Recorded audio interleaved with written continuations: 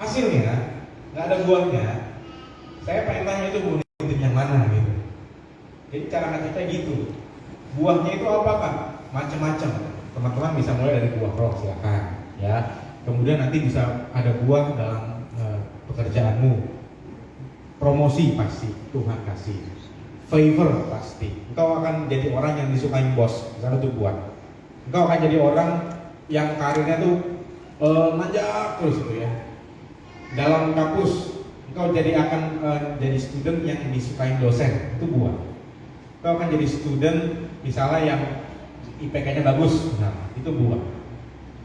Engkau akan jadi student yang bisa jadi berkat di kampus, itu juga buah. Jadi pasti harus ada buahnya dalam kehidupan kita kalau kita hidup intim. Dalam pelayanan apa buahnya? Misalnya apa? Banyak orang yang diberkati melalui pelayananmu, gitu ya. Engkau walaupun posisinya asyir, tapi ketika doain orang itu masih diberkati sembuh misalnya, itu buah juga. Jadi balik lagi, kalau kita bicara, Kak, saya udah bangun intimasi sama Tuhan, saya doa, bukan hanya pagi Kak, saya 24 jam saya doa gitu ya. Saya di mobil doa, di motor doa, di pesawat doa, semuanya pokoknya yang saya datangin saya doa gitu ya. Saya baca firman dari Kejadian sampai Wahyu Kejadian bolak-balik itu, Wahyunya sampai bosan Kak, jadi saya gitu. Pokoknya sampai kamus Alkitab aja saya hafal Kak gitu ya. Semuanya saya udah ngelotok. Saya akan balikin lagi. Ada buahnya nggak? Ada buahnya nggak? Kalau enggak, teman-teman berarti ada yang ditutupin nih. Kalau Matius 6 katakan itu orang-orang yang berdoa di pinggir-pinggir jalan gitu ya, supaya pengen dilihat gitu loh. Ada yang ditutupin tadi. Dalam tanda kutip ini munafik gitu ya, hipokrit tadi kata Pastor Jojo. Nah, hati-hati dengan situ. Jadi kalau kita bicara keintiman, selalu cek dari buah.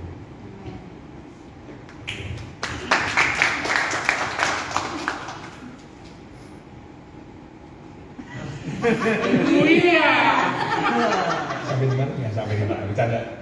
Jadi gini, kalau intimacy, ya, saya setuju banget tadi dengan apa yang Pastor Rika katakan.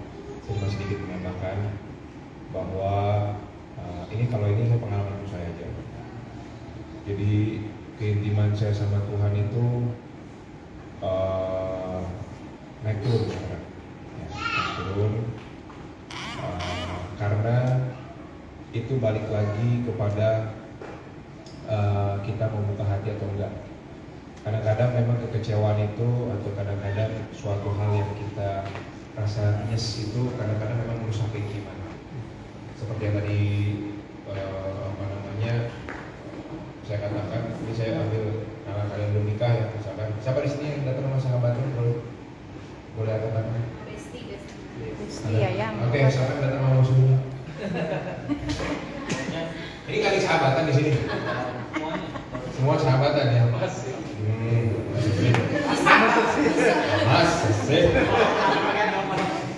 Jangan bohong. Hari ini aja deh ya. Gue bingung sih ngomongnya kalau kali sahabatan. Ada yang teman dekat siapa ya? Nggak ada ya.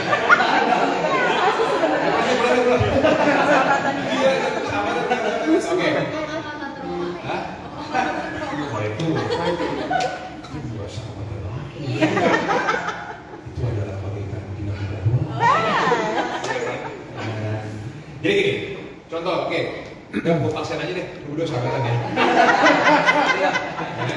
Ya, sahabatan. Nah, yang merusak persahabatan itu kan biasa kan adanya bumbu-bumbu ya, kadang-kadang ketidaksepahaman, kadang-kadang ekspektasi yang tidak terjadi gitu. Misalkan tadi Billy pengennya siapa namanya?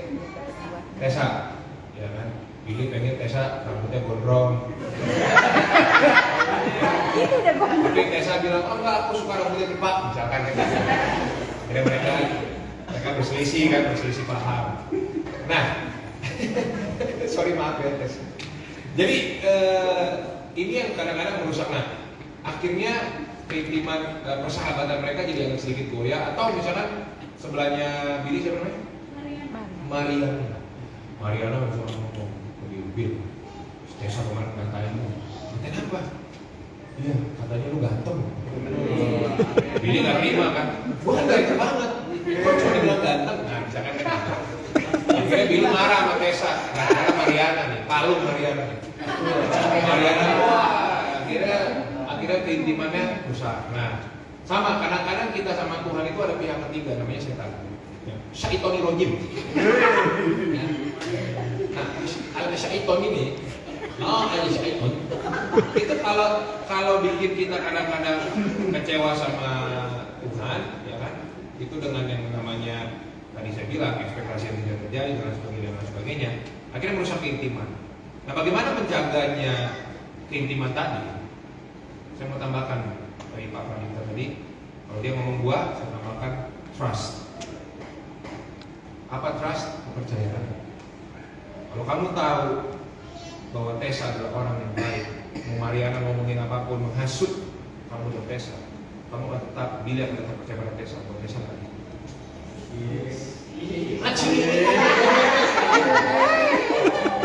Nah, sekarang saya ibaratkan Billy adalah manusia, Tessa adalah Yesus misalkan. Waduh. Misalkan, lu susah bener gua ajak ini imajinasi ya kan? Misalkan, ya kan?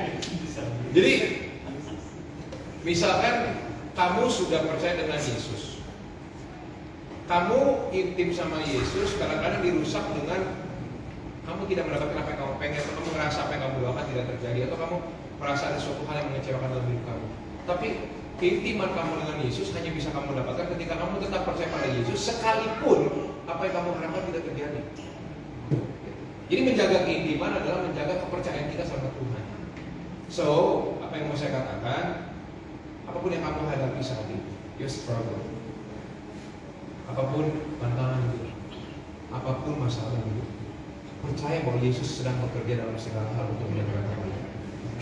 Ya, ini adalah salah satu menjaga keintiman. Yang merusak keintiman adalah apa? Hasut. Yang dalam bahasa Arabnya hasad. Ya, hasut. Kadang-kadang setan itu tadi dibilang kan apa Bapak segala dusta, dia menghasut kita untuk kita kecewa dengan apa yang terjadi dalam hidup kita, sehingga kita mau menjauh dari Tuhan, sehingga kita nggak lagi intim sama Tuhan. Saya mau katakan satu hal sama teman-teman.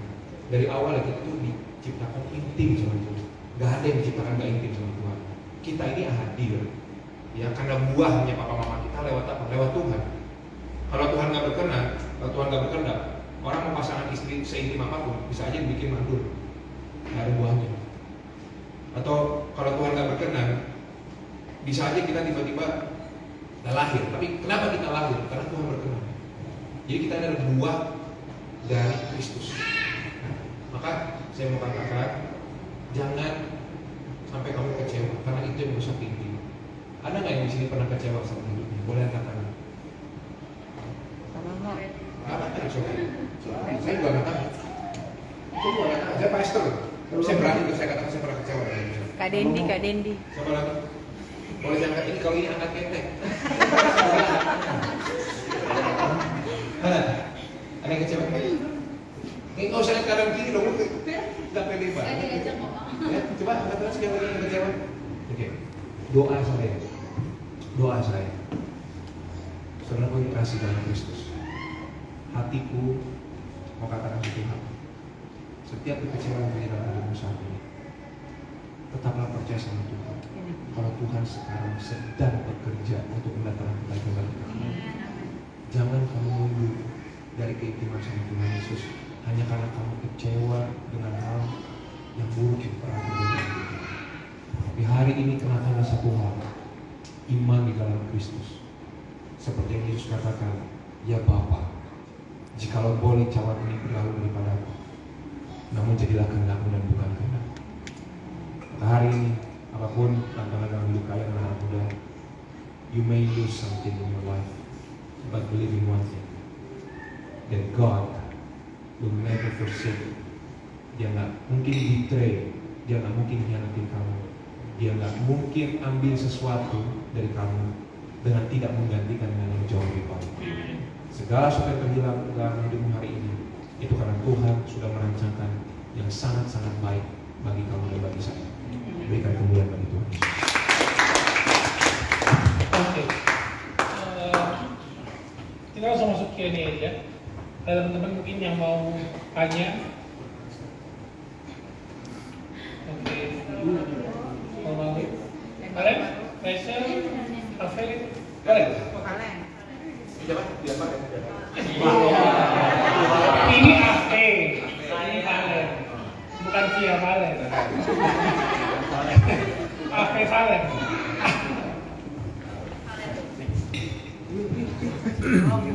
Kasih semangat dulu dong.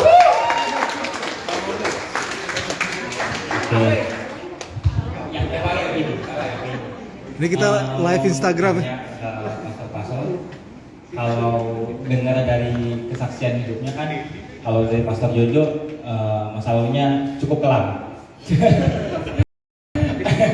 Soto ini. Cukup kelam ya. Pengen tahu di momen apa yang Tuhan berikan ke pastor-pastor untuk datang ke Tuhan gitu aja sih. Momennya pengen nanya momennya tuh di saat apa? Turning point. Tadi namanya siapa? Valen. Valen umur berapa? Valen? 18. 18. Wah keren. 18. Saya datang sama Tuhan pertama kali umur 18. Yang membuat saya datang saat itu adalah saya divonis oleh dokter, namanya almarhum Dr. Bornardo di Bogor. Saya divonis saat itu saya di Regina Pacis, baru mau kita umur 18, kita masih berapa ya? Lulus ya, lagi kelulusan ya. Jadi dulu saya gini. Saya tuh dulu anak yang nggak pernah peduli sama gereja sebenarnya. Saya ke gereja itu cuma pengen ketemu ada sahabat saya namanya Ocon, ya. Di tempatnya tuh di salah satu gereja lama, ya kita pengennya tuh beres gereja makan tampau mas, ya Indomie goreng, habis itu main futsal. Cuman saya nggak bisa dikasih uang jajan kalau saya nggak ke gereja, oke? Sampai akhirnya saya mengalami satu penyakit, dan penyakitnya begitu berat, tapi saya nggak berani ngomong sama siapapun, ke teman-teman saya, karena saya merasa takut, yang cuma tahu keluarga saya. Jadi ada di mana rambut saya waktu itu gondrong, datang ke gereja. Saya datang pertama kali ke Tiberias Jabu 2, diajak oleh sepupu saya yang namanya Pastor Alex Simanjuntak. Waktu itu dia masih jadi choir, 5.000 choir saat itu. Diajak Jo, datang ke Tiberias, ada pendeta dipakai sama Tuhan luar biasa, namanya Pak Mariaji. Nah, hari itu Bapak datang jarang, tapi pernah gitu kan. Akhirnya saya datang ke sana, saya datang dengan celana pendek, saya ingat banget baju saya kaos Quicksilver, celana pendek bilabong, sepatu Converse robek-robek, rambut gondrong, begaya-begaya kayak anak-anak begajulan gitu. Nah, apa sih nih gereja, ya kan? Yang gue tahu tubuh darah Yesus kan simbol gitu yang saya tahu, bukan benar-benar tubuh dan darah gitu. Tapi dia bilang kalau kamu yakin dan percaya ini benar-benar tubuh dan darah Yesus, maka ini akan menyembuhkan, ya kan? Lalu saya mungkin karena saya waktu itu udah hopeless, saya ngerasa bahwa saya adalah ya anak yang sebentar lagi bakal mati anyways.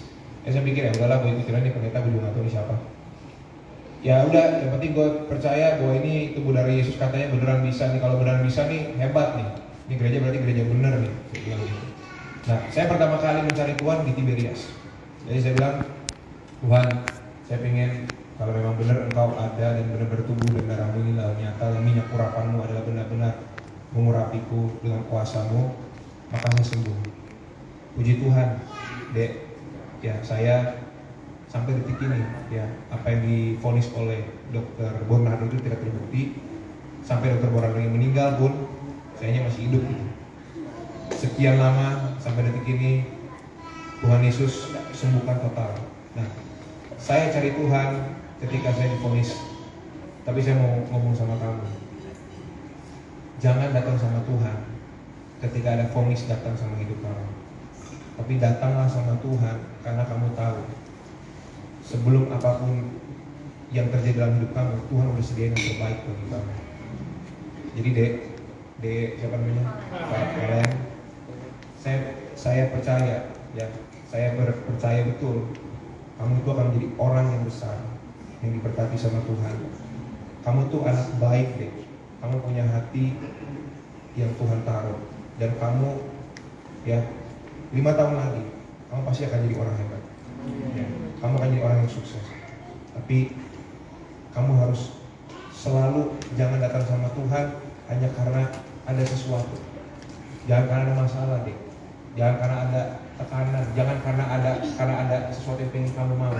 Tapi datang sama Tuhan karena kamu tahu tanpa di luar dari Tuhan Yesus kamu nggak bisa berbuat apa-apa. Itu. Saya rasa itu. Dan nanti kamu rasakan kenapa? Karena di umur 18 saya bertanya hal yang sama seperti kamu. Dan yang saya dapatkan sekarang, puji Tuhan, luar biasa. Tuhan pakai saya dengan luar biasa. Itu karena Tuhan Yesus yang bekerja dalam hidup saya. Kita boleh beri kemuliaan bagi Tuhan. Kalau untuk saya sebenarnya saya bingung jawabnya. Karena saya dari kecil Udah kudus nih. Karena dari dulu kudus. iya. Iya lagi. Saya itu nggak ada turning point dalam hidup saya soalnya gitu. Nah, dari kecil udah melayani Tuhan gitu. Udah cinta Tuhan gitu. Keluarga juga puji Tuhan, udah sama-sama dengan Tuhan. Mungkin sedikit aja yang jadi turning point sebenarnya bukan di saya tapi di mama saya gitu. Jadi waktu kelahiran mama saya tuh sempat dalam posisi koma, mati enggak, hidup enggak gitu ya. Itu pas kelahiran saya. Jadi di satu titik mama saya hampir mau dipanggil Tuhan. Kemudian dia diperlihatkan satu visualis gitu ya, penglihatan. Jadi mama saya itu dihadapkan ke dua pilihan. Satu, jalan menuju surga, ada Tuhan Yesus di situ. Satu lagi jalan, ada saya sama papa saya, karena saya yang pertama ya di dunia gitu. Tapi mama saya cerita, dia bingung mau pilih mana nih, ke kiri atau ke kanan gitu ya. Kalau saya pilih ke surga, ke Tuhan, enak selesai hidupnya. Tapi dia ada tekanan, ada saya sama papa saya gitu. Akhirnya dia pilih jalan untuk ke saya sama papa saya. Tapi dengan satu syarat, Tuhan izinkan saya sekali lagi hidup, tapi seumur hidup saya mau melayani Tuhan. Jadi turning point di situ sebenarnya. Dia cerita itu semenjak dari saya kecil, dan puji Tuhan sampai sekarang kita terus kuat dalam Tuhan dan terus melayani Tuhan. Mungkin itu jadi turning point di mama saya bukan saya. Oke, thank you. Oke. Ada lagi mungkin yang mau nanya? Dari sisi sebelah sana mungkin. Ya, jangan nunduk di belakang situ ya, jangan nunduk. Kita lihat. Ada lagi mungkin yang mau Tanya nanya? apa aja loh. Tanya apa aja boleh. Rachel. Hal yang lain bisa.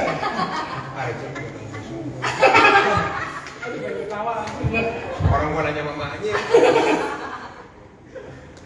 Boleh tahu? Guru. Suhu. Aja. Sebelumnya thank you untuk para pastor, sebelumnya untuk insight-insight yang di-sharing untuk kita semua. Untuk pertanyaan sebenarnya sih aku lebih penasaran ke di awal kan kita sempat bahas mengenai calling atau panggilan hidup gitu. Nah, menurut para pastor, bagaimana caranya supaya kita bisa tahu dan juga pada akhirnya bisa mengkonfirmasi gitu bahwa memang panggilan hidup ataupun calling bagi kita tuh sesuai jalannya Tuhan atau emang dari Tuhan gitu, supaya ya dan gak ada unsur-unsur ya emang karena saya maunya tuh begini deh, atau yang kayak Pastor Jadi sebelumnya bilang misalkan orang tua emang udah ngelesin piano lah, taekwondo, jadi ya udah itu aja deh fokusnya, ntar kalau hidup saya itu aja, supaya pas saat menjalankannya tuh menjalankan calling ataupun panggilan hidup kita tuh bisa gak setengah-setengah dan bisa konsisten dan maksimal gitu. Itu aja sih. Ini kayaknya ini. Curahan hati. Takut salah ngomong ya. Saya ini jawab ya Pak, nggak ada apa-apanya. Silakan. Izin guru. Ejar, apa kita tanya bapak mama? Ya. Jangan. Jadi jangan ya. Jadi gini ya, adik Rachel, adik Hasian. Ini kalau dari Kak Jojo, Kak Dita lah. Kalau aku sih gini, Rachel, mungkin Rachel kurang lebih kurang tahu lah semua tentang Kak Jojo. Tapi yang tadi aku bilang aja gini, bahwa untuk tahu itu rencana Tuhan atau bukan, ada banyak ya. Kita bisa tahu pertama pasti dari diri kita sendiri. Apakah kita menjalinnya itu dengan damai sejahtera atau enggak? Damai sejahtera itu kunci segalanya. Karena saya dulu belajar dari papa saya pernah nanya sama opung. Jadi pernah waktu itu papa saya bingung dalam dua hal, memilih pekerjaan. Dia datang ke Siantar, datang ke bapaknya mama saya. Karena waktu itu opung doli saya dari mama saya itu dia penatua gereja dan dia memang orangnya bijak banget. Almarhum namanya Opung Albert. Dia meninggal umur 99 tahun. Setelah dia mandi pakai jas, dia tidur di kamar tidur, terus dia pamit, dia bilang gue cabut dulu, dia cabut gitu. Dia orang yang sangat bijak dan dia pernah ngomong begini. Dia selalu katakan, dia ngajarin saya juga, Opung pernah bilang sama saya, semuanya itu lihat dari pertama apa yang kamu rasakan dan apa yang kamu dapat dari firman Tuhan. Jadi sebelum kita melakukan segala sesuatu minta hikmat dan kita juga pasti bisa merasakan hikmat tersebut. Hikmat tersebut itu nantinya pasti kita butuh yang namanya afirmasi dan konfirmasi kan. Nah afirmasi itu kita bisa tanya sama orang-orang terdekat kita yang memang Tuhan pakai dalam hidup kita. Yang paling penting adalah kalau kita masih punya orang tua kita tanya. Karena orang tua yang mengenal betul siapa kita. Makanya adik-adik saya selalu katakan jangan pernah merasa karena kamu pintar terus kamu bisa melawan orang tua. Kenapa? Karena kepintaranmu tidak akan mengalahkan pengalaman orang tuamu. Itu sebabnya waktu Moses dapat perintah 10 perintah Allah, dikatakan yang kelima itu dikatakan apa? Hormatilah orang tuamu agar lanjut umurmu di bumi seperti yang diberikan Allah kepadamu. Kenapa? Karena itu sebenarnya sangat Tuhan tuh ngasih sesuatu sama orang the Jews, the Israeli, itu harus sesuatu yang something logic karena orang Israel itu pinter, jadi harus kasih tahu sesuatu hal yang dan menurut saya itu logik. Kenapa? Hormati orang tua itu bukan berarti melulu ngomongin turuti, tapi hormati itu you respect them by digest what they say.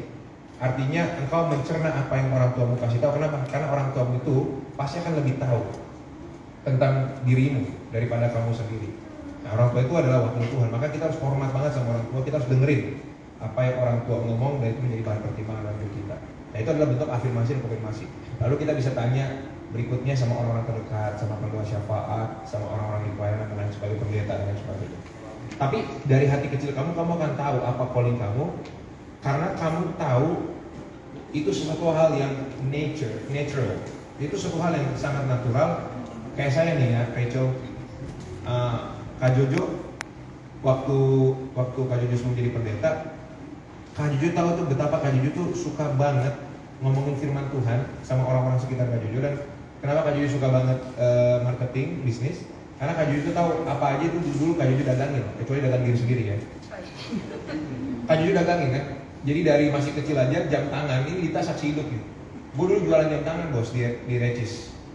Jualan jam tangan, masih anak SMA dulu kelas 1, kelas 2. Gue bisa omset profit bersih itu 14 juta rupiah. Itu bisa dalam waktu 2 minggu. Jadi 1 bulan tuh gue bisa dapat 28 juta, nggak ada yang tahu. Itu gue sama Domi sahabat gue. Tapi Dita tahu kan, gue dulu suka jualan nanti kelas sampai ke SMA 1, SMA BM segala macam begitu mulia. Nah, artinya saya mengetahui bahwa panggilan saya ini, saya itu sebenarnya suka banget. Sampai papa saya bilang, orang Batak itu nggak ada yang jadi pebisnis. Kau harus tahu, kau tuh harus masuk UI, kalau nggak hukum, kedokteran, ya, supaya kau jadi lawyer, atau kau jadi dokter, atau apalah kau ambil tuh. Saya bilang enggak, Pak, saya mau jadi begini. Kau macam betul aja kau bisnis. Mama bapakmu ini, mamamu itu ibu rumah tangga, bapakmu itu PNS, ya. Tidak ada kita sejarahnya. Kau tuh bukan orang dari keturunan Tionghoa yang bapak ibunya udah bisnis yang udah besar. Terus saya bilang enggak, Pak. Jojo mau jadi pebisnis dan Jojo akan buktikan. Tuhan Yesus taruh di hati Jojo jadi pebisnis. Oke, kau mau kuliah di mana? Prasmul. Wah, itu mahal kali itu Prasmul katanya. Tapi Jojo pasti akan buktikan, Pak. Jojo udah niat karena Jojo ditaruh di hati. Itu sebegitunya, Rachel, di hati aku. Sampai akhirnya, puji Tuhan, saya nggak mau menyombongkan diri atau apa. Ini semuanya kemurahan kebaikan Tuhan. Akhirnya aku, puji Tuhan, bisa menggantikan apa yang Bapak pernah keluarin untuk kuliah aku. Nah, so long story short adalah dari diri kita tahu kemana kita akan diarahkan. Dan yang kedua, kita butuh afirmasi. Kita tanya orang tua kita, orang sekitar kita. Ketika kamu menjalani itu dan kamu tahu itu callingan dari Tuhan, pasti Tuhan akan ada bikin banyak tanda bahwa kamu nggak boleh cabut dari situ.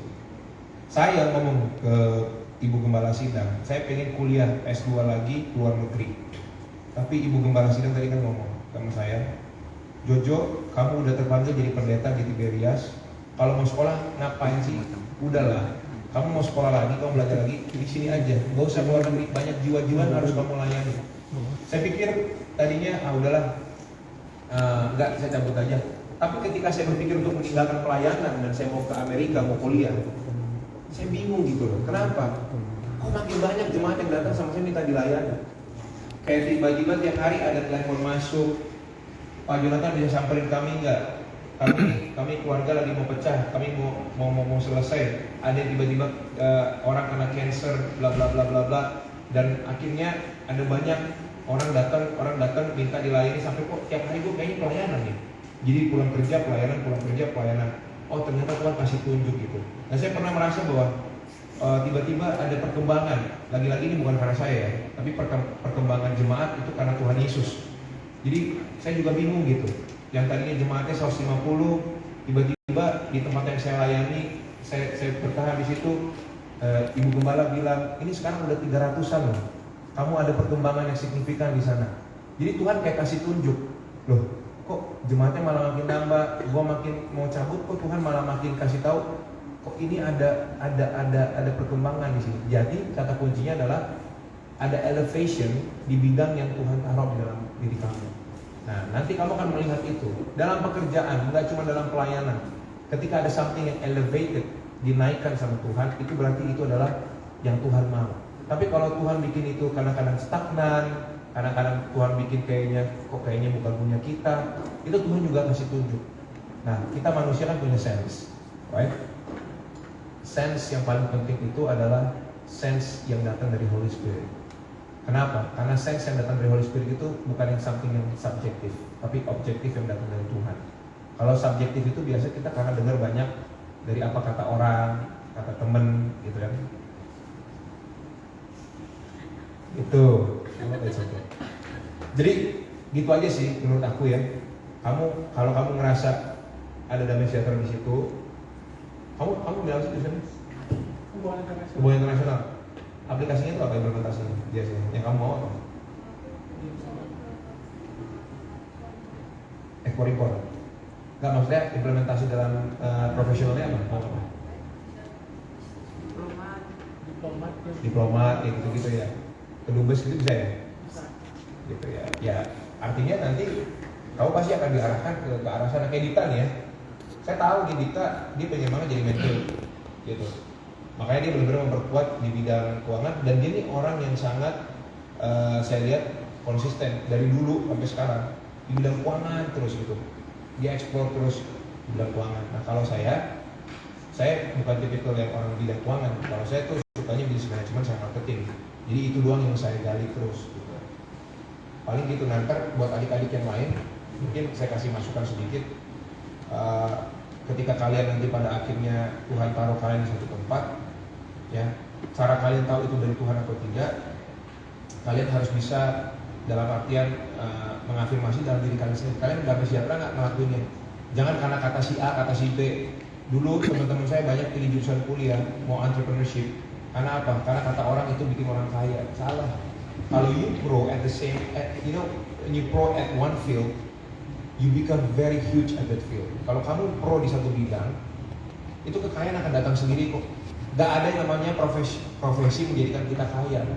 Yang menjadikan kita kaya, ya kalau kata firman Tuhan sih karena berkat Tuhan. Tapi maksud saya, yang menjadikan kita berhasil di dalam satu bidang adalah karena memang kita punya passion di sana. Passion. What is your passion? Kayak Jesus, he has a passion. What is the passion of the Christ? To save us, to become the citizen of heaven. Passionnya dia adalah dia mau jadiin kita warga surga. Makanya mati pun dia jabanin, disalib pun dia jabanin, disiksa pun dia jabanin. Kenapa? Karena passionnya dia, gue mau anak-anak gue jadi warga surga. Oleh karena apapun itu, mau gue harus ditebas kek, mau gue masih disalib kek. Nah itulah yang dinamakan passion. Apapun itu susahnya kamu harus tempuh karena kamu tahu ketika Tuhan kasih passion sama kamu, berarti Tuhan kasih strength di dalam setiap apa yang Tuhan tanamkan. Jawab kira-kira. Kita apa ya? Saya Tuhan tambah. Saya izin Tuhan. Saya tambahin dikit ya, sambil nunggu Jojo balik lagi. Kalau tadi saya highlight dari poinnya Jojo beberapa. Yang pertama diuji tentu ya, konfirmasi. Yang kedua damai sejahtera. Dan yang ketiga jangan malu untuk temukan passion. Memang betul passion itu penting. Jadi harus basic yang pertama tuh we do what we love sebenarnya. Jangan sampai kita sukanya kedokteran tapi kita kuliahnya engineering misalnya gitu ya. Nah saya pengen tambahkan satu lagi yang terakhir, yaitu uji dengan waktu, gitu aja. Karena segala sesuatu bisa kelihatan dengan waktu ya. Mungkin sekarang kita yakin banget nih, aduh Kak, saya sudah 101% mau jadi dokter misalnya gitu ya. Saya udah kuliah di sini, saya udah ambil segala macam gitu. Tapi mungkin nanti dalam 1 tahun, dalam waktu 2 tahun, kok kayaknya saya mulai goyang nih Kak gitu. Jadi makanya uji dengan waktu. Segala sesuatu itu selalu harus diuji dengan waktu. Kalau kita misalnya masih bisa bertahan nih 1 tahun, nanti tahun kedua, tahun ketiga, bahkan semakin mantap gitu, berarti memang itu callingnya Tuhan. Gitu.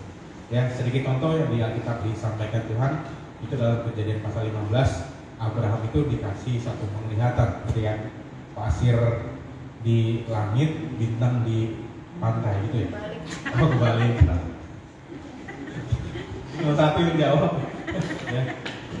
Itu kemudian dikasih satu vision lagi, punya anak. Tapi kan nggak besok anak langsung dikabulin gitu ya. Harus nunggu kurang lebih hampir 75 tahun, bahkan Israel sampai masuk ke tanah perjanjian itu lebih dari 500 tahun lebih loh, sampai posisinya masuk. Nah, untuk sampai ke sana itu memang butuh yang namanya tadi diuji. Nanti mungkin saya tambahkan dikit ya. Ini hanya bicara konteksnya pekerjaan, pendidikan gitu ya.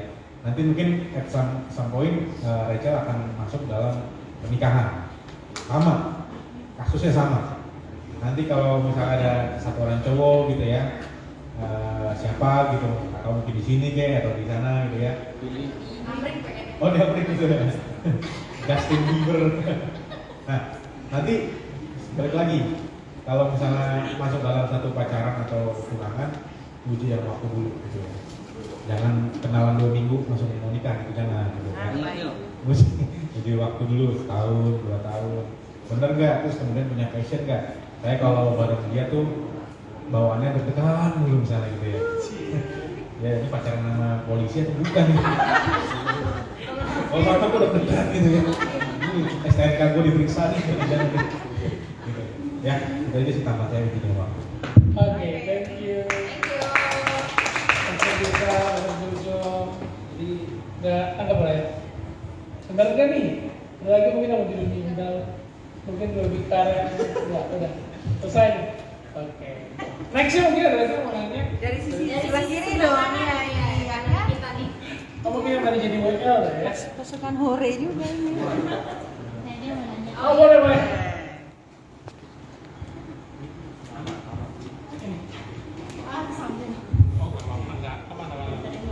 Shalom Lester, saya Dita. Saya mau nanyanya ke Pastor Pradita aja deh, karena masih berhubungan background pendidikan. Jadi gini, kan tadi dari pertanyaan Kak Tasya kan, gimana menjadi teladan secara naturally. Nah, yang aku pengen tanya sekarang, gimana caranya jadi generasi teladan yang dipaksakan gitu. Maksudnya kita udah tahu nih, kalau misalnya kita sering diomongin di kerjaan kita misalnya, atau di sekolah gitu, atau pokoknya keadaannya tuh kita tahu, kita tuh jadi bahan omongan. Sedangkan untuk menjadi teladan buat mereka pasti males banget deh, ngapain sih mereka aja, apapun yang kita lakukan pasti negatif dong di hadapan mereka gitu. Gimana caranya supaya maksudnya ayo kita harus tetap harus jadi teladan walaupun omongan mereka tuh nyakitin gitu, yang dipaksakan kalau menurut saya gitu. Okay, thank you, Pastor. Oke, thank you. Kita sebelumnya apa? Backgroundnya apa? Katanya sama. Oh, accounting juga. Ya, saya kalau Kuliah, kuliah. Oh, udah kerja juga gitu. Oh, saya kira tadi pertanyaannya agak sulit gitu. Akar pangkat 3 dan berapa gitu. Jadi gampang ya. Dip, lu lihat dari belakang nih. Udah bepek ngeliatnya. Nggak, saya kira tadi kan menanya accounting atau finance, tapi mungkin pertanyaannya general gitu ya. Enggak, maksudnya kan ya bidang pendidik, maksudnya bidang pendidikan ini orang-orang accountingnya kan rata-rata semua. Oh, Iya, ngerasa nih. jadi mungkin Ya, Bully. Oke. Tapi rasa lah. Oke. Jadi seorang accountant yang suka dibully gitu ya, yang suka Enggak dibully banget sih, tapi ya gitulah. Oke. Oke, saya ngerti sih. Mungkin saya jawab dulu dari sisi background perusahaan gitu ya. Memang kalau kita bicara accounting, bicara finance, itu pasti dibenci sama marketing gitu. Ya untungnya kita temenan nih berdua nih, accounting. Bener ya? Ya. Kenapa? Karena orang accounting itu pasti minta hitung-hitungan, betul ya? Minta duit segala sesuatu, ada budgetnya nggak nih? Gitu ya. Lu keluarin duit buat apa gitu kan? Pasti kita terus skeptis ya, tanya terus gitu ya. Nah, menurut saya kuncinya untuk tetap menjadi teladan adalah tetap berpegang pada prinsip. Itu nomor satu ya. Jadi jangan sampai luntur prinsip kita dalam pekerjaan apapun ilmu yang kita sudah dapat. Kalau misalnya ilmunya bilang A, ya lakukan A gitu. Bahkan nanti kalau kita bicara secara spesifik accounting ya, itu kan ada institusinya, apa namanya IAI. Itu kan ada kode etiknya, ada regulasinya. Bahkan kalau terjadi something gitu, kita bisa defense gitu, kita bisa mempertahankan argumen kita selama standarnya benar. Itu yang penting di situ. Jadi jangan lari dari standar, jangan lari dari prinsipnya. Ya, jadi yang kedua, kalau kita bicara orang keuangan, orang accounting, pertahankanlah hidup jujur. Ya, itu yang penting. Kenapa? Karena accounting itu pegang duit. Ya, orang finance itu pegang duit. Ya, ini pengalaman saya juga nih. Di tangan saya mungkin sekarang hampir 5 sampai 10 token gitu ya. Jadi kalau misalnya saya mau beli rumah sekarang bisa nih gitu nih, gitu ya. Mau beli mobil sekarang cash juga bisa gitu. Tapi kan masalahnya bukan uang kita, ya kan, itu kan uang perusahaan misalnya gitu. Jadi pertahankanlah hidup jujur sejujur-jujurnya. Satu rupiah pun itu harus kamu catat, harus kamu declare, harus kamu kalau memang itu bukan uang kamu jangan diambil gitu berarti. Satu rupiah pun. Ya. Dan yang ketiga mungkin yang terakhir, kalau kita mau jadi teladan dari sisi accounting finance, adalah belajar komunikasi, belajar engage with other people sama departemen yang lain gitu. Jangan terlalu sombong gitu, jangan terlalu eksklusif. Kan gue yang pegang duit nih, jangan. Belajar banyak tanya ke orang operation, banyak tanya ke orang marketing, banyak tanya lah ke orang HRD apa gitu, banyak belajar. Jadi banyak diskusi ya. Walaupun mungkin kadang hal-halnya remeh, misalnya tanya, minggu depan lu ada ngambil cuti nggak? Misalnya tanya-tanya gitu aja, santai gitu. Atau minggu depan, ini gua ada case nih kayak begini, kira-kira menurut lu gimana ya? Gitu ya. Gak apa-apa, banyak tanya. Karena seringkali kita tuh dibully karena orang itu punya persepsi kita tuh begini gitu. Jadi cara mematahkan persepsinya apa? Kita harus jadi orang yang beda dan harus jadi orang yang bisa membuktikan bahwa kita tuh bukan begitu. Misalkan saya kalau orang nggak kenal, saya tuh dikira sombong. Gitu. Kenapa? Karena mimik saya itu ya, kecenderungan saya tuh orangnya lebih diem. Kalau Jonathan kan lebih ekspresif gitu ya. Dia kan sebenarnya dulu foto model gitu kan.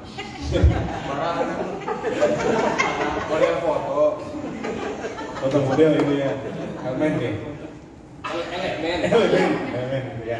Jadi dia akan lebih ekspresif orangnya. Nah, kalau saya orangnya lebih diem gitu.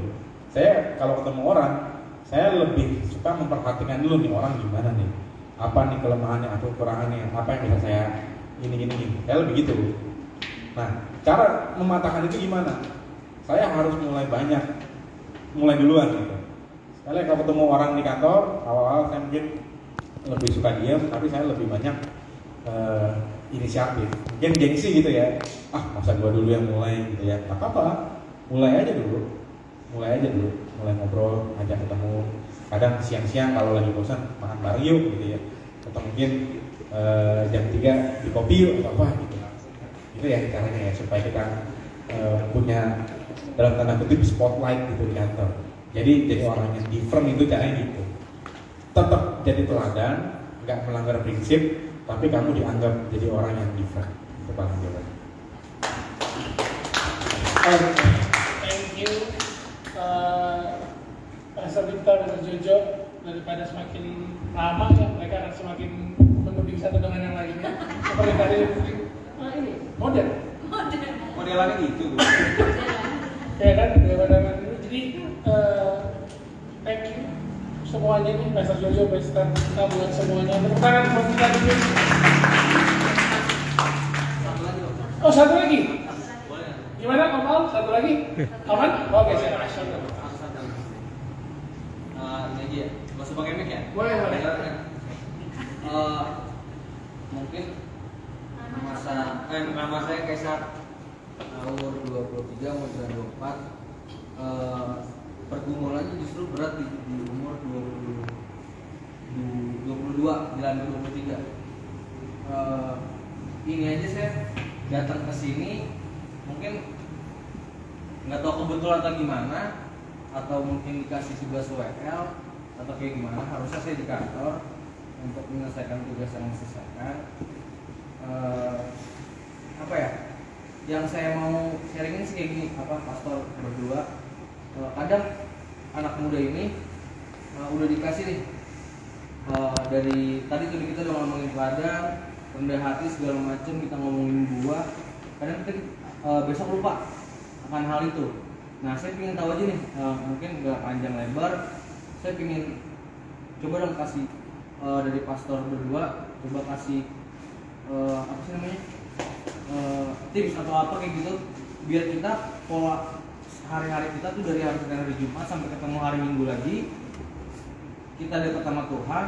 Kadang kita pelayanan bukan semakin dekat sama Tuhan, bukan semakin cobaannya nipis, malah banyak gitu kan. Yang saya alami sih kayak gitu, udah dekat sama Tuhan udah enak, malah dikasih cobanya bener kayak gitu, yang pokoknya kayak gitulah. Saya pengen dapet tips nih, misalkan bangun pagi doa pagi atau kayak gimana. Kadang itu susah juga sih untuk anak-anak muda, khususnya saya, untuk ngelakuin hal itu gitu.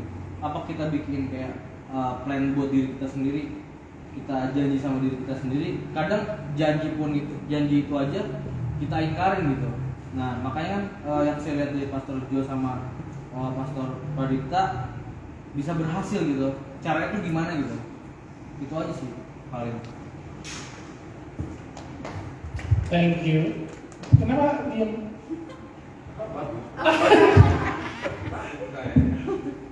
Saya mau jawab dulu. Oh gitu, oke. Sekarang jawab. Jadi gini, Kaisang ya?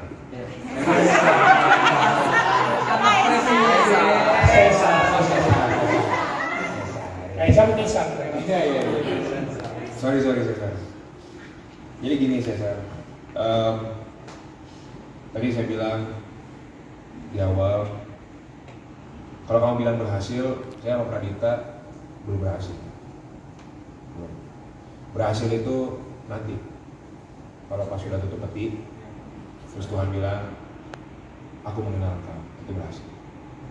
Tapi saya di sini sebagai kita satu tubuh Kristus saja yang saling menguatkan. Kalau menurut saya, mendekat dengan Tuhan itu nggak bisa dari planning, tapi harus action. You have to step forward, tapi melangkah dulu. Jadi bukan, karena gini, banyak orang yang planning dekat sama Tuhan kemudian gagal. Karena yang namanya planning itu pasti akan selalu dibatalin sama si jahat. Tapi si jahat nggak bisa membatalkan setiap langkah yang udah kamu taruh di dalam Tuhan. Contoh konkretnya begini. Ketika saya ngomong apa adanya aja ya. Saya pernah mengalami hal yang sangat buruk dalam hidup saya. Dan ketika tantangan berat itu terjadi dalam hidup saya cuman tiap hari kerjaannya tanya sini, tanya sono, minta doa terus sama abang, sama kakak, minta doain sama orang. banyak banget minta doa, minta banget dukungan, minta banget wejangan. Cuman ada satu hal yang saya tangkap waktu itu, ada salah satu nasihat dari Bang Alfredo yang ngomong sama saya bahwa ya lo harus mulai dari diri lo sendiri, lo harus ngelangkah sendiri, lo harus ngambil keputusan, lo harus sudah mulai step up gitu. Nah, akhirnya saya berpikir bahwa oh iya ya, orang bisa doain kita juga mungkin bisa planning, bisa apa, bisa, tapi kalau kita sendiri nggak ngelangkah, kita sendiri nggak make a move, ya itu semua kan menjadi hal yang sia-sia. Nah, jadi kadang-kadang yang bikin kita nggak mau ngelangkah itu kan, ya itu tadi saya bilang, ini nyangkut semua nih dari awal sampai beres nih. Deception, yang kata kita ngomong, dusta. Kadang-kadang, bro, gue nggak mau ngelangkah kadang-kadang karena gue kecewa. Gue kadang-kadang nggak mau ngelangkah karena gue capek. Gue ngerasa capek. Kadang-kadang sampai air mata gue udah gak bisa keluar lagi. Kadang-kadang gue ngerasa bahwa mulut gue gak bisa berkata-kata lagi. Gue pernah dalam hidup ngerasa capek. Gue capek kalau gue cuma jago pelayanan, tapi hidup gue sendiri belum jadi hidup yang benar-benar gue tahu itu adalah hidup yang benar-benar berkemenangan. Gue kadang-kadang capek. Gue ngerasa kayak gue bisa ngelayanin orang, padahal gue sendiri gue butuh dilayani. Gue kadang-kadang ngerasa capek, bro. Gue ngerasa bahwa gue kasih energi gue buat semua yang membutuhkan, tapi gue kayak ngerasa gue nggak punya energi yang gue butuhkan. Sampai akhirnya gue berada pada satu titik di mana gue ngerasa emang gue harus lose myself. Apa sih lose myself? Gue harus ngalahin diri gue sendiri. Gue harus taruh agenda gue, dan gue harus mulai untuk ngambil agenda Tuhan. Gue harus gak mikirin apa yang gue mau, tapi gue harus mikirin apa maunya Tuhan. Sampai akhirnya di situ gue tanpa gue sadari gue lagi matiin daging gue, tapi gue lagi menangin rohnya Tuhan. Emang harus matiin daging kita. Kadang-kadang yang kita mau tuh nggak jauh dari apa yang dunia tawarin, bro. Kita pengen semuanya itu baik, sukses, berhasil, tapi sesuai dengan validasinya manusia. Kenapa sih orang berebut di Instagram ngasih postingan yang bagus? Ada nggak sih yang postingannya lagi mewek, mukanya lagi jelek?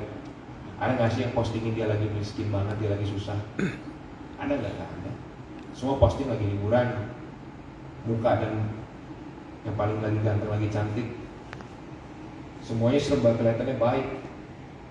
Rumah tangga yang lagi kelihatan harmonis, keluarga yang lagi happy. Ada nggak sih yang ngepost mereka lagi ribut suami istri?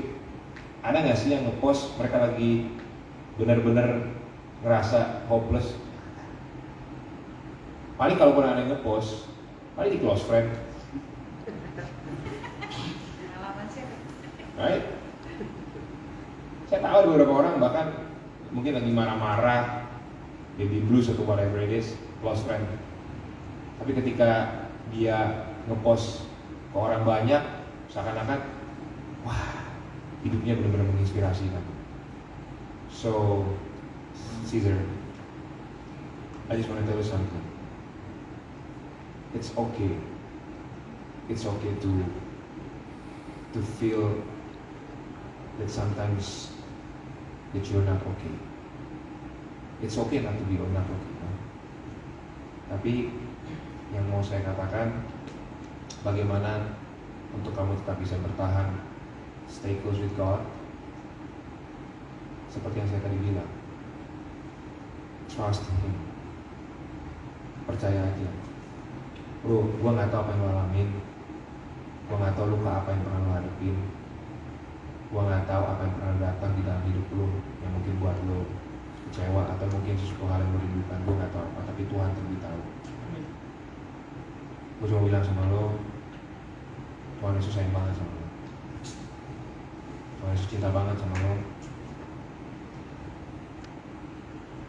Tuhan bener-bener pengen ngeliat lo happy dengan caranya dia. Ya, jadi bro, it's, Jesus loves you so much, man. He loves you more than you know. Dan dia benar-benar care sama lu bro. Gue gak tau kalau belum ada yang ngomong ini sama lu, tapi gue cuma bilang Tuhan Yesus bangga sama lu sampai detik ini brother.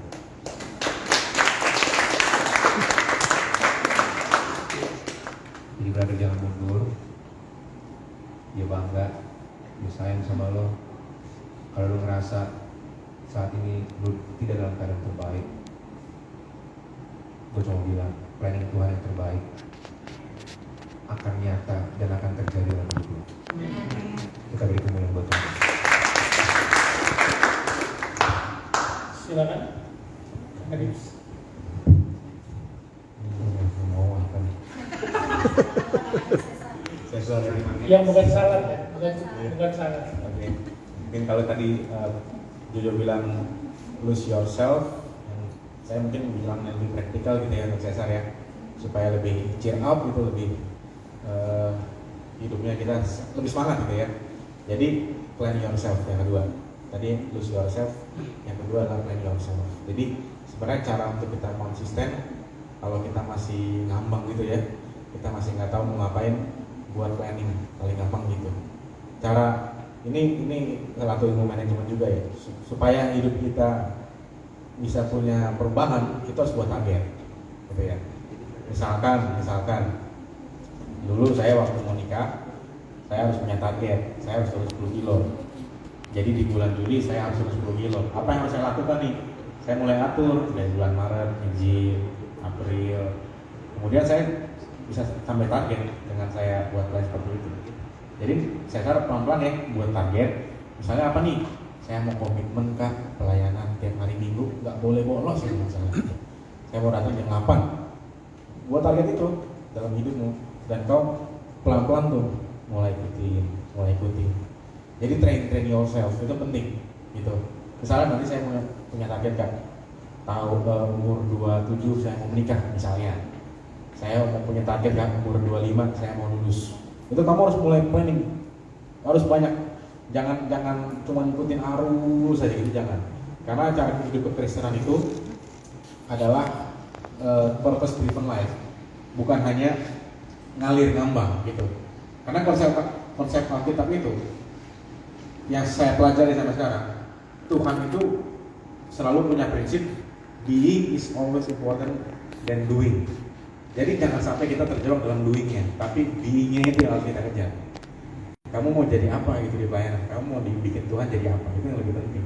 Jadi kamu punya target, ya lakukan itu pelan-pelan.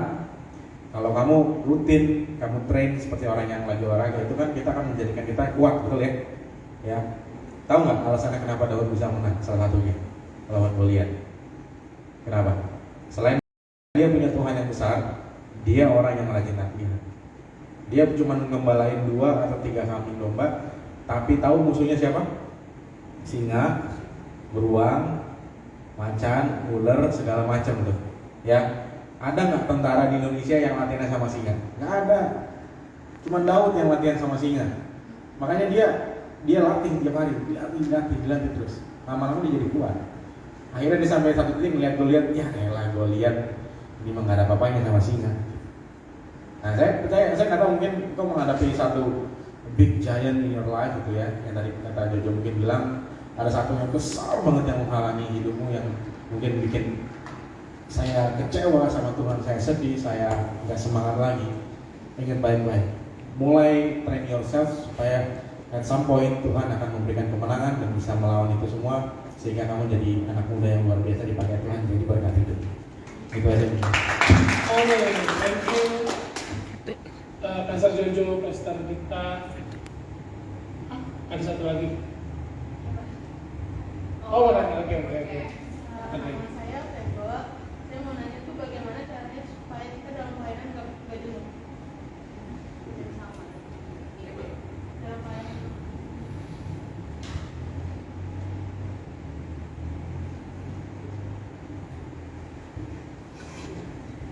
Iya, gimana?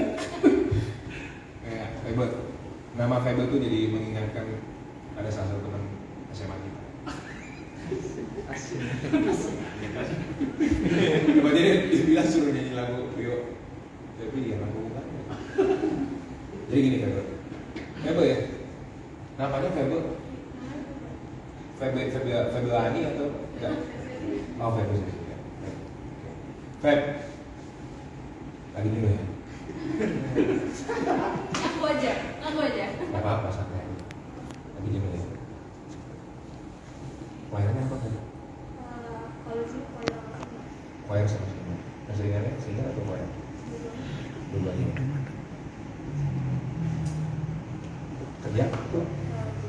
Belum. Keseharian ngapain? Jadi balik gue yang nanya kan? sehariannya paling yang orang tua. Orang tua ya. Lagi dapat bunga? Banyak ya? Jenuh atau capek? Jenuh.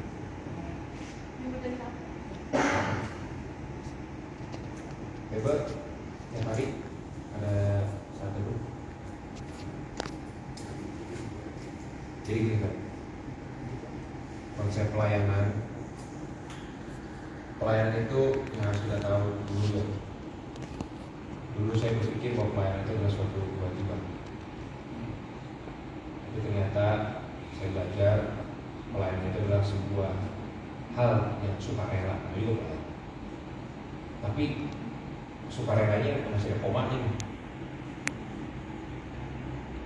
Saya diajar sama Pak Pariaji satu hal, bahwa pelayanan adalah salah satu cara kita mencoba untuk membayar sesuatu yang sebenarnya tidak bisa kita bayar.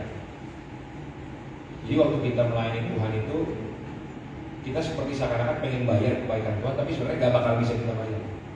Makanya Bapak Riyadi selalu dikasih mimpi saat itu dia meninggal, dia dikasih lihat Yesus pakai kain kafan, artinya melayani sampai mati. Karena dia tahu sampai dia mati pun dia nggak bisa bayar kebaikan Tuhan Yesus dalam hidupnya dia. Nah jadi pelayanan sebenarnya kamu harus tahu dulu tujuannya apa supaya nyari. Misalkan nih, saya kasih analogi. Kalau kita lagi sayang banget, cinta banget sama seseorang, kita pasti pernah merasa bahwa kita selalu pengen dipenuhi orang, selalu pengen kasih yang terbaik dari orang. Dan itu saya alami, dan saya pengen melakukan yang terbaik sama Tuhan Yesus, karena saya tahu Tuhan Yesus sosok yang gak pernah gagal dalam mencintai saya. Dia gak pernah bosan sama saya. Dia gak pernah anggap saya hina waktu saya hina. Dia gak pernah mojokin saya walaupun saya seharusnya dimojokin.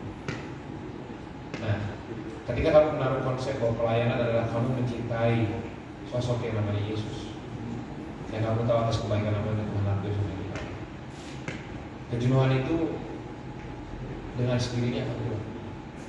Banyak orang pelayanan itu yang tadi kata bilang, doing without being.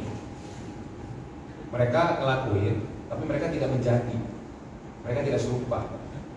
Nah Tuhan tuh pengen waktu kita pelayanan itu kita serupa seperti Kristus. Apa yang kita lakukan itu karena kita cinta sama Allah kita, sama Tuhan kita. Memang kadang-kadang bosan. Karena kita ketika pelayanan, tim saya, ya ampun, tanya Adit tuh, datang dan pergi sesuka hatimu, oh teganya nikah. Ini buat Adit kan? Ya Adit dulu ya. Ada tim saya kayak gitu kelakuannya. Kelakuannya gitu.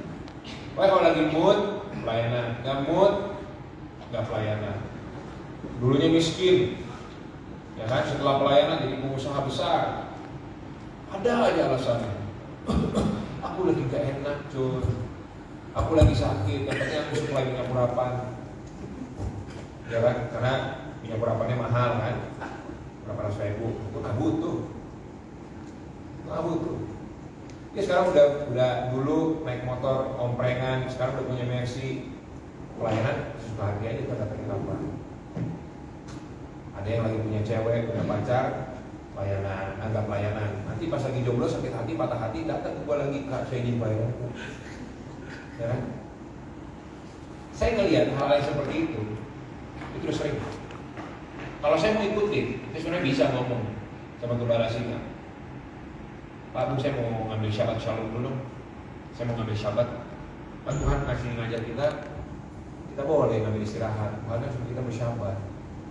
Pertanyaannya, pelayanan kita udah sejauh apa sih? Apa yang Tuhan lakuin sama kita sebanding nggak sih dengan apa yang kita lakuin sama dia? Juga kita ngerasa jenuh, Faber.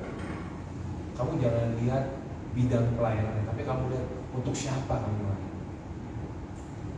Kalau kamu bayangin Yesus yang lagi berdarah-darah di atas kayu salib, dan dia bilang, Faber, aku lakukan ini semua untukmu. Bisa gitu kamu jenuh? Ada bisa. Saya ngelihat nih, ada orang mau disalib mati buat saya. Dia bilang, gue cinta banget sama lu, Jo, karena gue mengasihi lu. Terus dia mati gitu, dicudai sama orang, dipukul, dihajar, dicambuk, sampai tulangnya kelihatan, mukanya pengen kelihatan kayak manusia. Terus dia bilang, gue lakuin ini buat lu. Terus saya dapat kesempatan untuk melayani dia gitu. Di kesempatan kali kedua, saya nggak mungkin, karena saya tahu betapa berat dan betapa mahal harga yang dia bayar buat saya. Ada banyak orang pelayanan itu melihat vibes, melihat siapa orang sekelilingnya, melihat tempatnya ramai atau enggak, melihat di dalam itu siapa aja, melihat diri itu seperti apa, melihat fisiknya, tapi dia nggak tahu tujuan utamanya itu buat saya. Nah, kita melayani itu buat Tuhan Yesus yang sudah membayar lunas kita dari maut. Kenapa saya ngomong ini agak terlambat, Faber? Karena saya orang yang pernah punya pertanyaan seperti Faber, dan saya sudah menetapkan hati untuk tidak pernah lagi ada kata jenuh dalam melayani Tuhan. Bahkan kamu harus tahu, tanya Adit, Dit, dalam seminggu ini pantatnya minta ampun ya. Saya HP-nya minta ampun, Faber. Habis pulang meeting jam 7, jam 8 di Senopati, ada keluarga minta tolong dilayani, rumahnya di BSD, jam 8 malam harus ada. Saya datang. Ada rumah jauh banget, saya datang. Ada minta ke Bandung, saya datang. Kenapa? Karena saya tahu Tuhan Yesus sudah ngelakuin banyak hal yang bagus sama hidup kita. Kalau kita cuma ngelakuin, mohon maaf ya, saya bukan mengecilkan pelayanan saya dan pelayanan kamu, tapi pelayanan kita ini tidak ada artinya dibanding apa yang Yesus bayar. Jadi saya orang yang lebih suka ngomong real aja. Saya konsepnya simple. Ketika kamu melayani Tuhan Yesus, kamu harus tahu dulu siapa Yesus dan apa yang dia berbuat dalam kita. Kamu sekarang mama keluarga komplit, sama-sama itu. Mama ada bonus lagi sekarang. Ada berapa saudara? Aman, dua-duanya aman. Sama-sama. Aja. Berdua doang. Oke. Rumah di mana? Kampung Abulan. Tapi setiap tempat tinggal ada sebulan, setiap hari masih tercukupi. Masih puji Tuhan. Setiap bulan tercukupi. So you can see, right? God still provide whatever you need. Sekarang kamu sehat, gak ada sakit penyakit, puji Tuhan, Tuhan masih kasih kamu kesehatan. So janganlah jenuh untuk bekerja di ladang itu. Ya, tetap semangat, adikku. Kamu harus tahu, ketika kamu dapat privilege untuk melayani Tuhan, ini saya bukan ngomong asal kan. Kamu tahu nggak? Bangga nggak sih jadi aspirnya Pak Jokowi? Bangga nggak? Jadi aspirnya Joe Biden, bangga nggak? Bangga nggak? Bangga ya? Melayani Joe Biden, bangga nggak di White House? Melayani Pak Jokowi di istana, bangga nggak? Saya mau tanya, dari semua presiden ini, ada nggak yang lebih besar dari Yesus? Kamu bisa melayani Yesus yang punya alam semesta. Kebanggaan seperti apa yang kamu lakukan? Kemuliaan seperti apa yang kamu miliki? Dia raja di atas segala raja, presiden di atas segala presiden, yang punya semesta alam, yang punya bumi. Kamu bisa melayani dia. Jangan apa gugup, tetap maju. Jenuh itu hanya karena apa? Terkadang kamu menghadapi tantangan hidup dan kamu gak menyeimbangkan antara pelayanan dengan kehidupan rohani kamu secara pribadi. Banyak orang sibuk melayani seperti Marta, tapi tidak mengambil yang terbaik seperti yang dilakukan oleh Maria. Kadang kamu perlu mengambil yang terbaik dengan apa? Mengambil waktu yang intim sama Tuhan supaya apa? You got the charge, you know? You recharge yourself. Banyak hamba-hamba Tuhan, banyak orang Tuhan, jangan banget pelayanan. Tapi itu hanya sebagai rutinitas. Sampai rumah mereka kosong. Dan akhirnya ketika mereka ketemu sama masalah, mereka nggak menghadapi masalah itu seperti layaknya hamba Tuhan atau seperti layaknya pelayan Tuhan.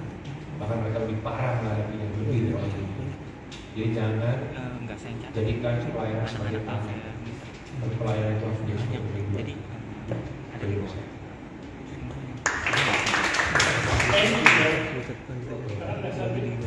Saya selalu tambahin dikit aja ya. Dan saya selalu ngomong yang lebih praktikal ya. Ini cocok sih sebenarnya sama saya habis khotbahin 2 minggu lalu gitu ya, khotbah saya tentang kesetiaan. Satu poin yang bisa kita pelajari, kalau tadi kan Jojo ngomong dari secara teologisnya gitu ya, dasarnya yang praktikal banget adalah satu poin yang khotbah yang saya tulis itu, yaitu color of your life to avoid mistakes. Ya, jadi jadilah kreatif, minta hikmat sama Tuhan untuk menghindari yang namanya rutinitas. Karena saya percaya jenuh itu kenapa bisa jenuh karena ada rutinitas, betul ya? Kayak tiap minggu gini-gini aja sih, kok kayaknya nggak ada perubahan gitu. Coba jadi orang yang kreatif. Saya kasih contoh. Misalnya, kalau tadi PB apa? Choir ya? Choir singer. Choir kan pasti nyanyi lagu apa? Utamana, betul nggak? Utamana. Kalau misalnya, ini saya cuma kasih saran aja. Kalau misalnya gerakannya biasanya ke kanan, cobalah ke kiri gitu loh. Misalnya, ya kan? Kan nggak ada salahnya. Jemaat juga nggak ada yang tahu gitu kan? Salah atau benar ya gitu kan? Tahu. Itu contoh kreatif. Ya, single misalnya. Kalau nyanyinya, aduh tiap minggu kayaknya nyanyi yang ini aja ya kak ya. Cobalah sekali-kali inisiatif di WA group. Yuk Sabtu datang yuk sore kita bikin aransemen latihan gitu. Jadi buat kayak sesuatu yang beda. Misalnya apa gitu yang bapak setia tapi beatnya disco misalnya gitu ya. Ini contoh ya, jadi gitu ya, sedikit gitu. Ya itu contoh yang kreatif. Misalnya kalau engkau bosan tiap kali datang minggu, saya bosan kan naik motor, sekali-kali naik pesawat ke sini gitu kan. Ya, saya bosan kan sekali-kali masuknya handstand gitu misalnya. Ya. Misalnya apalah gitulah kreatif gitu. Misalnya pakai kostumnya apa, pakai apa gitu. Saya jujur setiap orang masih punya titik jenuh. Saya juga punya. Tadi bareng juga punya. Kita sebagai pengkhotbah, saya aja kalau hitung-hitung ya dari 2018 misalnya baru khotbah sampai sekarang, kalau dikali minggu itu kurang lebih hampir ada 50 dikali 4, 200 bahan khotbah yang harus saya tulis. Dari Alkitab yang cuma gitu aja gitu loh. Ya. Gimana yang udah khotbah 10 tahun. Saya coba belajar kreatif. Saya coba belajar jadi orang yang ketika saya udah mulai bosan nih, saya langsung kasih alarm, mulai kreatif. Apa ya yang saya kembangkan? Salah satu contohnya apa? Saya coba cek banyak referensi di YouTube. Saya coba belajar cara khotbah. Bahkan ini yang saya lakukan ya. Saya sampai ngeliatin referensi dari stand up komedian. Saya pelajari tuh, si Marcel lah, si Rigen segala macam tuh. Saya liatin gimana sih cara. Kenapa? Karena kalau mereka bawain materi itu lucu gitu ya, hidup gitu. Itu saya sampai pelajari gitu. Dan saya pelajari referensinya. Kalau misalnya kita mau khotbah tentang apa nih? Tentang khotbah di Sabda Bahagia. Ada ribuan khotbah di YouTube tuh.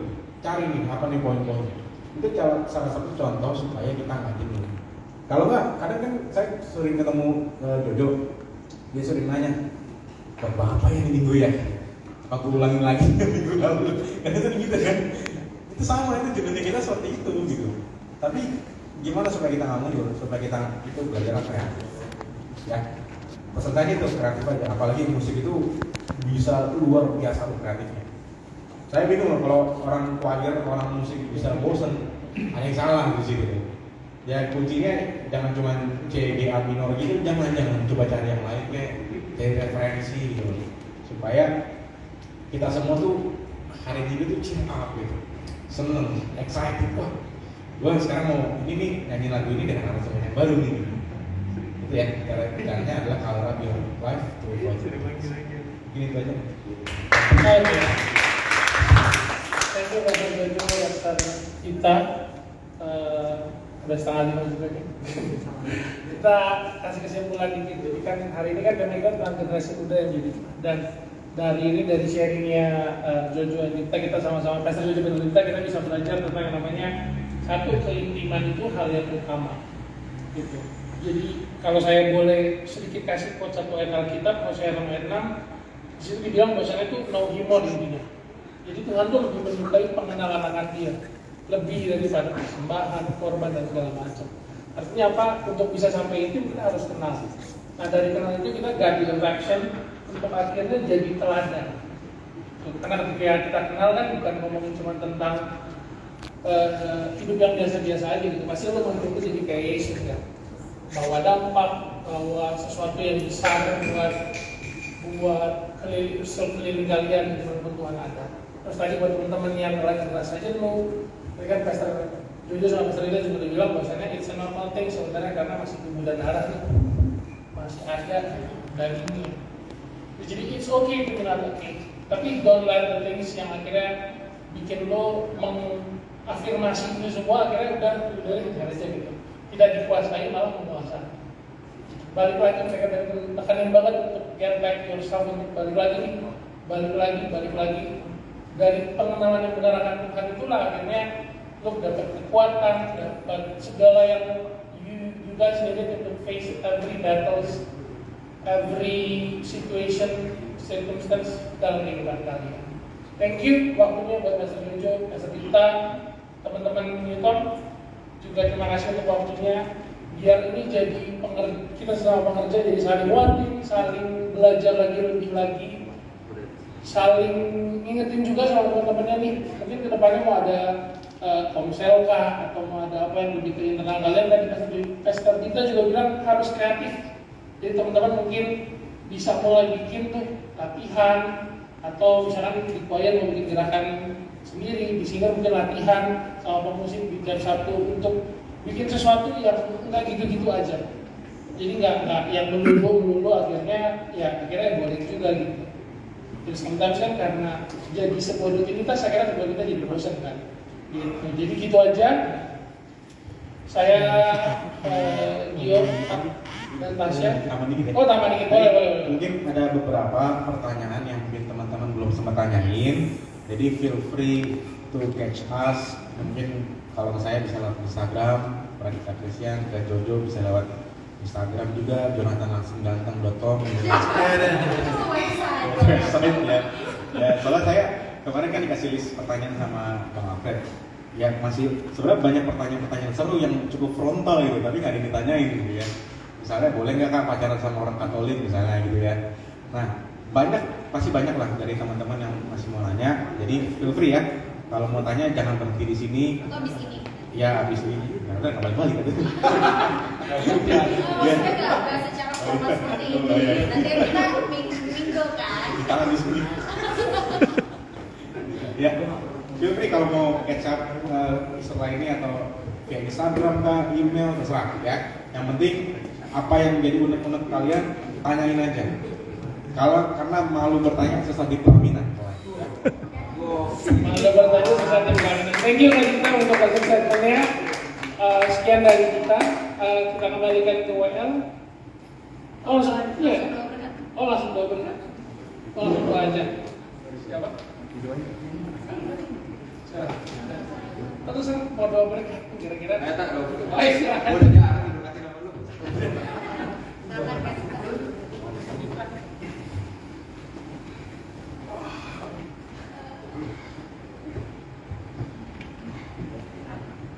Biar peragakan semuanya. Oke, ya, sama-sama kita bersatu dalam doa. Terima kasih Bapak, terima kasih Tuhan Yesus.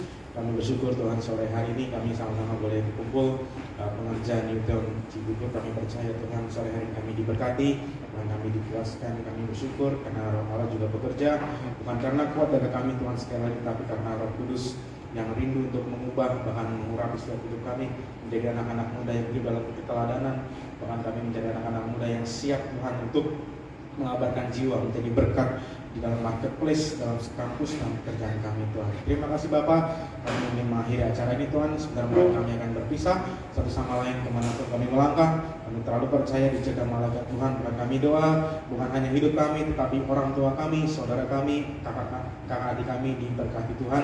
Apapun yang kami lakukan, baik sekolah, pekerjaan, bisnis, usaha, apapun yang sedang kami kerjakan Tuhan buat berhasil, bahkan hidup kami akan terus menjadi berkat di akhir zaman ini Tuhan. Terima kasih Bapak, dan kami percaya Tuhan sebelum kami meninggalkan tempat ini, kami rindu sama-sama Tuhan untuk menerima bagian yang terbaik, yaitu berkat daripada-Mu Tuhan Yesus Kristus. Mari sama-sama teman-teman kita arahkan hati kita angkat tangan kita, sama-sama terima berkat Tuhan sore hari ini. Tuhan akan memberkati dan melindungi engkau. Tuhan akan menyinari wajahnya dan memberikan engkau kasih karunia-Nya. Tuhan menghadapkan wajahnya dan memberikan engkau damai sejahtera Allah. Berkat daripada Allah Bapa, cinta kasih Roh Kudus, berkat keselamatan melalui pengorbanan Tuhan Yesus di atas kayu salib akan menyertai hidup kita semua, mulai daripada hari ini sampai selama-lamanya, sampai Maranatha. Bahkan keluargamu dan keluarga kami akan sama-sama berkumpul di dalam kerajaan sorga sepanjang segala masa. Mari setiap kita, anak-anak muda tim pengerjaan Newton yang sudah terima berkat Tuhan, sama-sama dengan iman, dengan yakin kita katakan amin.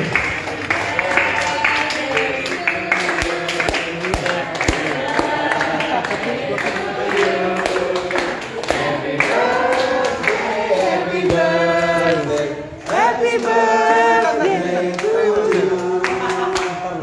Panjang umurnya, panjang umurnya, panjang umurnya serta mulia, serta mulia, serta mulia. Egois dong. Cium dong.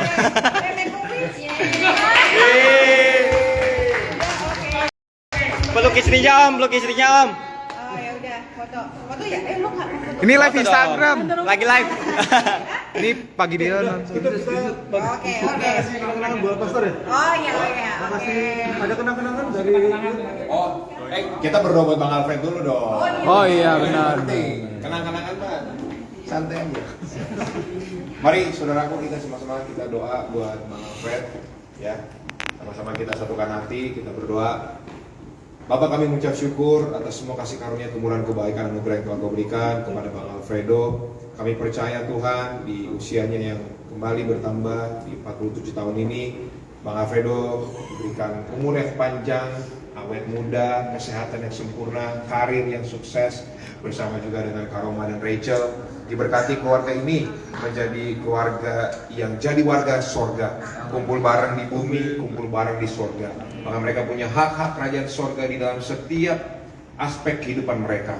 Maka kami percaya Bang Alfredo juga semakin bertambah di dalam hikmat kebijaksanaan di dalam setiap hal yang ada dalam hidupnya. Dia bisa yaitu diberikan kuasa atas segala apapun yang dia kerjakan. Kami doa yaitu secara khusus yaitu di hari yang ulang tahun yang ke-47 tahun ini, Tuhan selalu tambahkan segala hal yang baik yang sudah Tuhan sediakan, dan rancangan Tuhan semakin nyata di dalam hidupnya dan keluarganya. Terima kasih Bapak, kami ucapkan berkat bagi Bang Alfredo dan keluarga. Kasih setia Tuhan menyertai kau sekalian. Dalam nama Yesus, amin. Ada menyerahkan dulu dari ketua dan wakil ketua kaum bedanya. Ngeri. Empat ya. Dari Valen dulu mungkin. Di depan.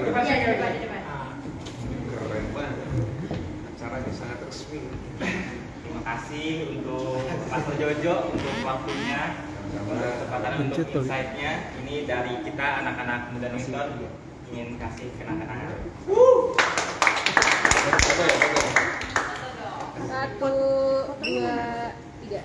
lagi, 1, 2, 3. Selanjutnya kita boleh kasih ke Pesta Dita. Terima kasih Pesta Kadita udah datang ke sini buat advice-advice-nya buat kita. Semoga kita di sini juga bisa kayak Pesta Kadita keren banget, profesional banget.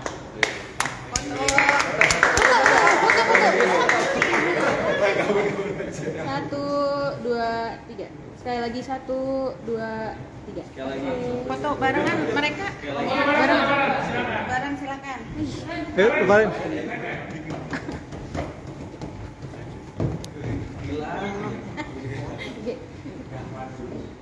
Satu, dua, tiga.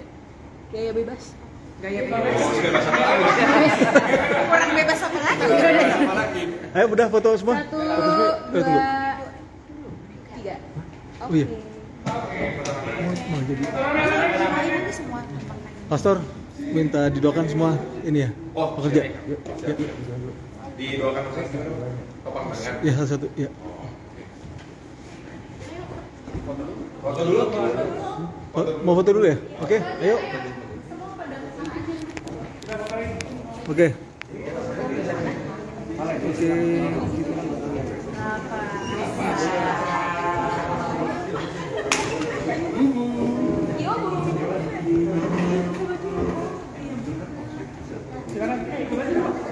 Ikut aja. Pak Dendi juga ikut aja.